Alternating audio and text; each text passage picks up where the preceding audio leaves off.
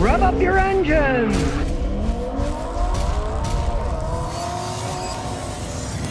Well, Ford just made a decision that's going to infuriate some drivers. They're saying they're no longer going to put AM radios in cars. Starting next year, 2024, Ford says they're not going to have AM radios in cars anymore. It's not like they were just an AM radio, you know, AM, FM, whatever, right? Well, you might think, what's the big deal? Well, the big deal is a lot of safety stuff comes off on AM radio, hurricanes, weather, tornadoes, whatever, right? And people are saying, hey, and of course the AM radio stations, they're not too happy about it either. Now, I mean, that harkens back to the day of my first car. I had an Opel, right?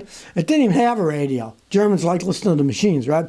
So in the glove box, I took it out, and I took a tube AM radio from an old Buick that was sitting in our garage, abandoned, and I went through the trunk, came in, took the radio out, put it in the car. Had been abandoned at a gas station in Lewiston, New York. And I put it in. I had this big old giant radio stuck in the glove box. And I put a speaker under it, about this big, rectangular, right? But it was only AM, didn't have FM. So then I went out and got an FM band modulator where you could have the FM and it would tune a certain station on the AM radio so you could play FM music through it, right? That was my big, and I only had one speaker, right? Times have changed, of course. Everybody's going more modern with their entertainment systems, but a lot of people are whining about this because of the safety thing. A lot of the information comes off on AM band when there's tornadoes, floods, whatever. Even some of the politicians are saying, and I quote, "The assault on AM radio is short-sighted and must be reversed. This will damage in getting our general critical information during an emergency out." They got a point. Of course, I guess Ford guys didn't even think of it, you know. All these corporate executives, you know, they're living in ivory tower land. They have no idea what goes on in the real world. And they think, oh, we don't need AM radios anymore. Maybe they do. Come on, Ford. Did you take your thinking cap off? Would you come up with this one during an afternoon dream or something? Oh, we'll get rid of AM radios. Dorwash says I got an 07 two-wheeler Dodge pickup. It's a 4-speed automatic. If I drive it more than 20 miles, the transmission temperature red lines. It takes a long time to cool off. I let it sit for 6 months without driving it. Now it's overheating the tranny. Help.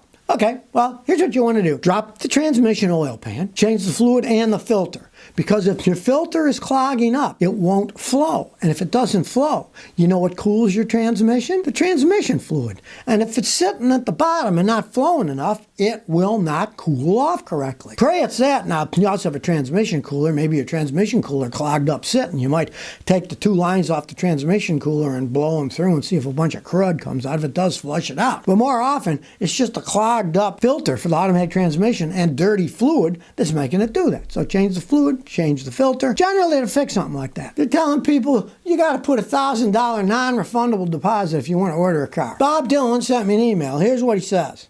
Went to Toyota today. If I want a new car, there weren't any decent ones. I decided on a new one. Any model, I needed to put a non-refundable $1,000 deposit to have it ordered. When the car arrived, if I didn't like it, I'd be out $1,000, but I wouldn't have to pay for the rest of it. What is going on with Toyota? Maybe you should look into the new policy. Make it known. What a bunch of sleazebags. You got to put a $1,000 deposit on, you don't buy it. Oh, they keep the $1,000. What kind of nonsense is that? Now, if it's so bad that people are ordering cars and they're not picking them up, that would be Toyota's problem for not making them fast enough or having problems with their quality, which they have had on some of their cars since the coronavirus. I've seen problems in Toyotas I've never used to see. Melted side mirrors when they're a couple years old. Things that never used to happen to them. Engines that are clacking that never used to clack with 25,000 miles on them. So maybe they got to go back to the drawing board here, and maybe they need to treat their customers a bit better. This guy's a loyal Toyota owner. He's owned tons of Toyotas, he said.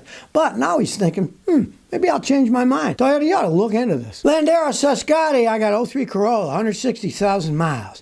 I threw in my splash shield under the engine. Are they necessary? Not really. They put them on there because, theoretically, they get better gas mileage ratings because the wind travels under them better and doesn't get in the nook and crannies, so it makes it more efficient. But you're talking about, I don't know, maybe 1/50th of a mile per gallon better gas mileage. Not even that, probably, you know. They make them all that way because then the undercarriage is all sealed and the wind goes over them better. That's why they make them. Now, in the fancy cars, like, you know, a V8 Audi or something, they're made there So it sucks and holds them to the ground because, you know, you're driving 200 miles an hour. You need all the suction you can to keep yourself down on the ground and not flying up like an airplane. But your 2003 Corolla isn't going to go 200 miles an hour. So just leave it off. It really doesn't serve any purpose at all in your car other than making it a pain in the butt when you have to change the oil and filter. Well, Porsche has found a new way to get more power out of an internal combustion engine, showing that they're not just going electrification. They're, you know, still using internal combustion engine. Now, the interesting thing is the engine that has 2 pre-chambers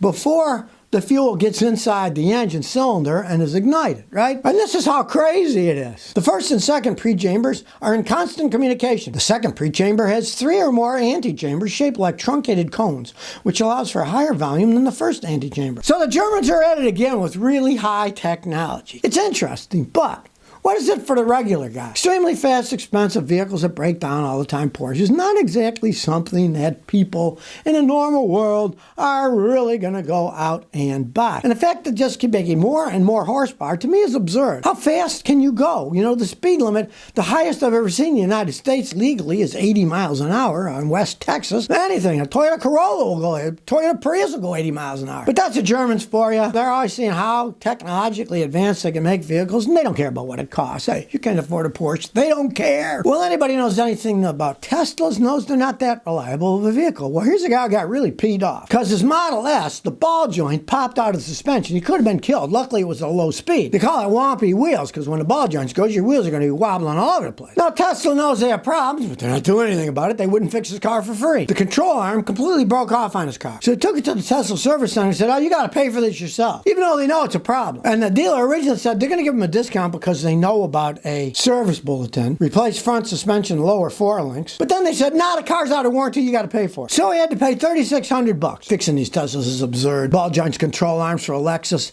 I can get good aftermarket ones for $140. I mean, they're just ridiculous, the prices. Now, he paid the $3,600, but he said, I want the old parts, right? Maybe he was going to sue him, right? And they got mad. So what did they do? They put the worn suspension part on the back leather seats of his Tesla, and they stained and ruined the back seat. Of course, Tesla's such a sleazy company.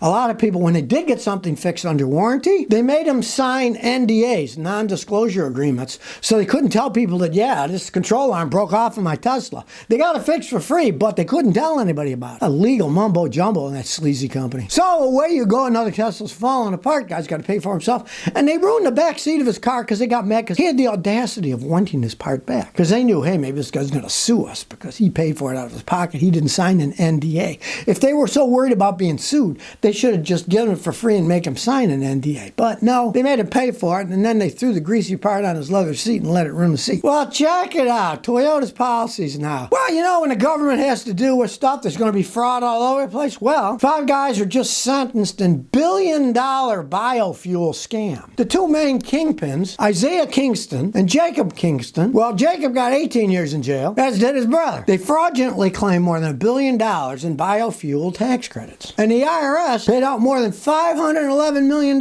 in credits to Washakie, a Utah biofuel company that the Kingston guys ran, right? They also had to pay $442 million in restitution to the IRS and gave him a $181 million fine. That was for this guy, Dermott. Jacob Kingston, on the other hand, had to repay $511 million and $338 million judgment against them. Money laundering, all kinds of stuff. They were claiming tax. That's the thing about these tax credits. It's a lot of baloney. Anytime the government's got to do with this stuff, you know there's going to be corruption all over the place. So it costs us taxpayers $500 million. And then here's what's really going to happen. Because, you know, they put these fines on. You know they're never going to get paid. Guys don't have the kind of money lying around, right? And here's what they say. We uncovered, traced, and recovered millions in proceeds secreted in Turkey, the United States, and elsewhere. Okay, millions. Doesn't mean anything. How many millions? So they cheat them of $511 million, right? Oh, maybe they got 8 or 10 million back, right? They never tell you the truth of what happens. Oh, they're in jail and they got to pay this back. They're never going to pay that money back. The stuff that they found, boats, yachts, whatever, they always go for pennies on a dollar if they're confiscated by the government and then sold at an auction. So, you know, our $500 million has certainly gone down a lot. And they don't have the balls to say how many they actually said. They just said millions. Well, the figures that they said they cheated and were exact. You know, $511 million, $467,000.18, right? But when it comes to what they recuperated, well, we recuperated millions. And they'll tell you how many. So if you never want to miss another one of my new car repair videos, remember to ring that bell.